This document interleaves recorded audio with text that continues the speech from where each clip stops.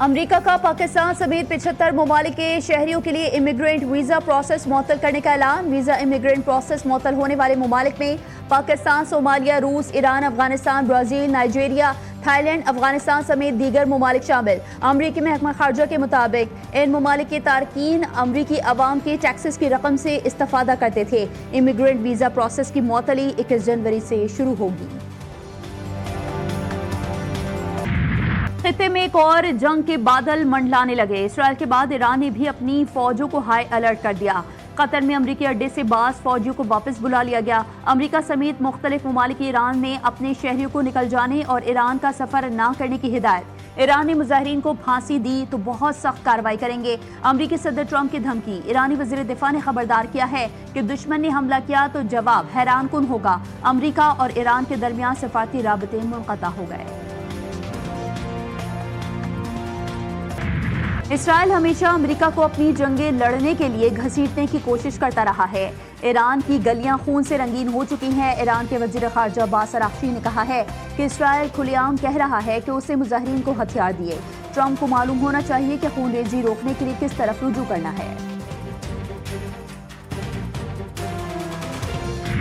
خبردار، ایران پر حملہ بہت بھاری پڑ سکتا ہے۔ اقوام عالم کی امریکہ کو ایران پر حملے سے باز رہنے کی تنبیہ۔ سعودی عرب، قطر، عمان، ترکیہ کا ایران پر حملے سے باز رہنے کا مشورہ۔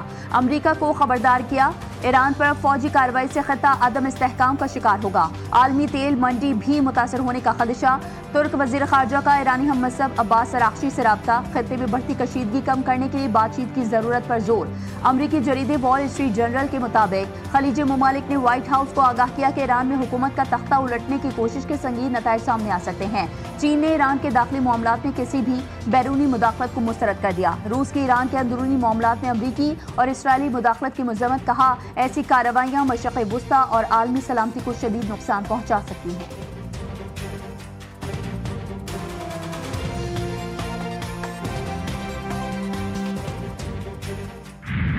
ایران میں زندگی معمول پر آ گئی۔ انٹرنیشنل کالز بحال، انٹرنیٹ سروس اب بھی بند۔ تہران میں فتنہ گروں کے حملوں میں شہید 100 اہلکاروں اور شہریوں کی نماز جنازہ ادا، لاکھوں سوگوار شریک۔ سڑکیں ایرانی پرچم اور سپریم لیڈر کی تصاویر اٹھائے شرکا سے بھر گئیں۔ ایرانی فورسز کی 297 فتنہ گروں اور موساد کے ایجنٹس کی گرفتاری کی تصدیق۔ بھاری مقدار میں اسلحہ اور بارود برآمد۔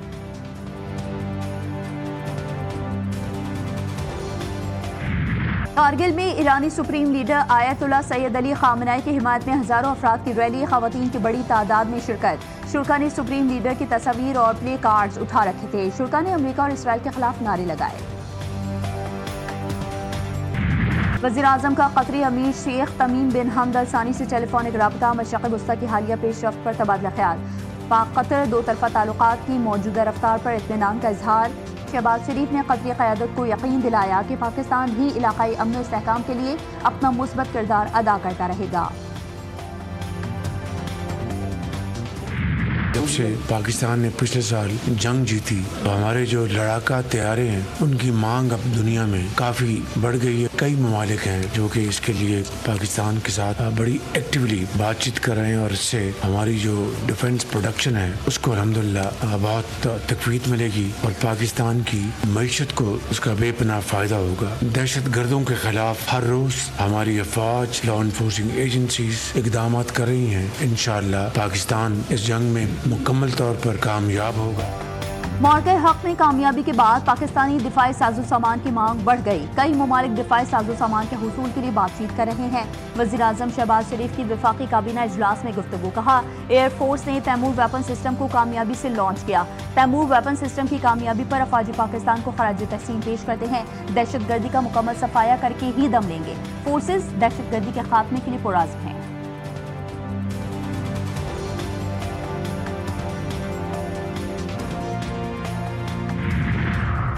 فیلڈ مارشل سید عاصم منیر سے ورلڈ لبرٹی فائنینشل امریکہ کے وفد کی ملاقات۔ معروف گلوبل فن ٹیک فرم کے CEO نے وفد کی قیادت کی۔ ISPR کے مطابق ملاقات کا مقصد کراس بارڈر ڈیجیٹل فائنانس اور مضبوط مالی شمولیت ہے۔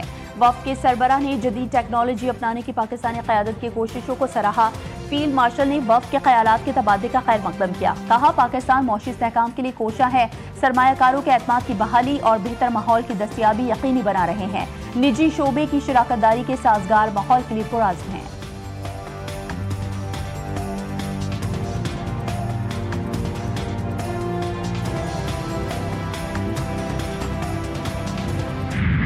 پاکستان ڈیجیٹل ادائیگیوں کے لیے اہم عالمی مارکیٹ بننے کی جانب گامزن۔ پاکستان اور امریکی کمپنی ورلڈ لبرٹی فائنینشل کے درمیان مفاہمتی یادداشت پر دستخط۔ ورلڈ فائنینشل لبرٹی پاکستان میں ڈیجیٹل ادائیگیوں پر شراکت داری کرے گی۔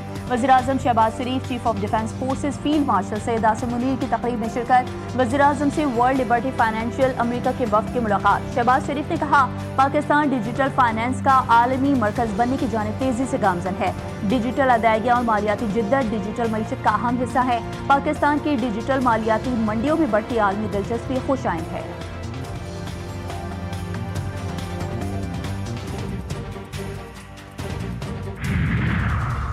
وزیر خزانہ محمد اورنگزیب کا ملک سے کمپنیاں واپس جانے کا اعتراف۔ کہا سچ ہے کہ کچھ فرمز ملک سے اپنا بزنس ختم کر کے جا رہی ہیں۔ تسلیم کرنا ہوگا کہ ٹیکس اور انرجی کی قیمت زیادہ ہے۔ ہم جتنی ڈیوٹیز بڑھاتے جائیں گے یہ ہمارے لیے نقصان دہ ہوتا جائے گا۔ ہمیں ڈیوٹیز کو معقول بنانا ہوگا اور کاروباری لاگت کم کرنا ہوگی۔ نائب وزیر اعظم اسحاق ڈار نے کہا کہ معیشت کی بنیادوں کو مضبوط بنانا ضروری ہے۔ معاشی شعبے میں جدت وقت کا اہم تقاضا ہے۔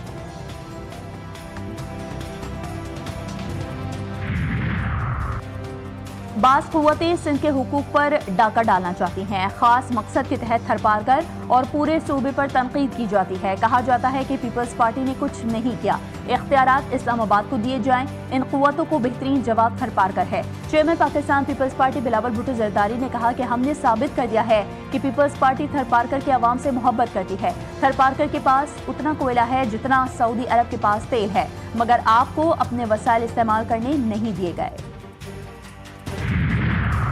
قومی اسمبلی میں اپوزیشن لیڈر کی تقرری سے متعلق حتمی فیصلہ آج ہونے کا امکان۔ اسپیکر قومی اسمبلی ایاز صادق کی اپوزیشن لیڈر کے معاملے پر مشاورت۔ اسپیکر چیمبر میں تقرری سے متعلق اسکروٹنی کی گئی۔ اپوزیشن لیڈر کی تعیناتی کے لیے تصدیقی عمل کا بھی جائزہ لیا گیا۔ اسپیکر نوٹیفیکیشن اپوزیشن رہنماؤں کے حوالے بھی کریں گے۔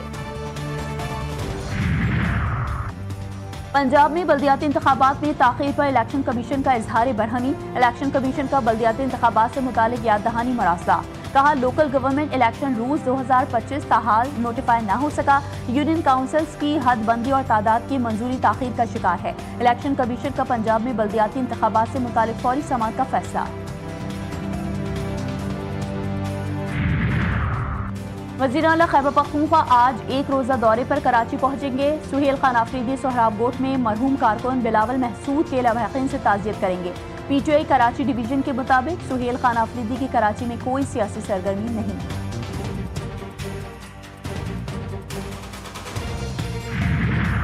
کراچی کے علاقے گلشن معمار میں 17 سالہ گھریلو ملازمت سے زیادتی کا واقعہ۔ متاثرہ لڑکی نے بیان دیا کہ 3 افراد بے ہوش کر کے گاڑی میں لے گئے، زیادتی کا نشانہ بنایا، اسلحے کے زور پر تشدد بھی کیا گیا۔ ایک ملزم گرفتار، مقدمہ درج۔ ایف آئی آر درج کرنے میں تاخیر کی شکایت پر ایس ایچ او گلشن معمار معطل، عہدے میں تنزلی کا حکم دے دیا گیا۔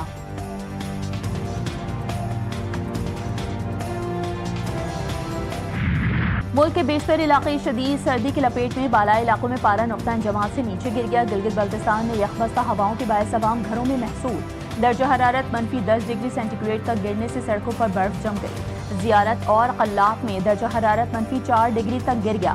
سڑکوں اور گلیوں میں جمع پانی جم گیا۔ بالائی علاقوں میں حالیہ برفباری کے بعد ہر طرف سفیدی، سیاح برف کے حسین مناظر سے لطف اندوز ہونے لگے۔